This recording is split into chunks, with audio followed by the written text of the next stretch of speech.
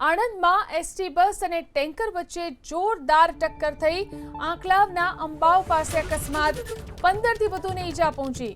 ટેન્કરે ST બસને પાછળથી ટક્કર મારી, જેના કારણે અકસ્માત થયો। તો અકસ્માતમાં ઈજાગ્રસ્તોને સારવાર માટે હોસ્પિટલ ખસેડવામાં આવ્યા।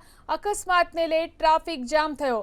પોલીસે ટેન્કર ચાલક વિરુદ્ધ કાર્યવાહી શરૂ કરી છે।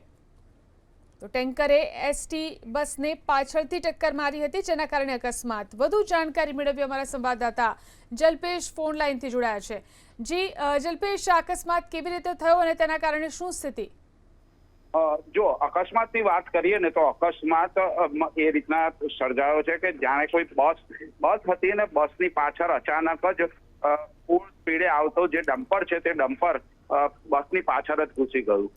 કહી શકાય કે આણંદમાં અવારનવાર ડમ્પર ચાલકનો ત્રાસ જોવા મળતો હોય છે, ત્યારે આ એક વધુ કિસ્સો આણંદથી સામે આવ્યો છે।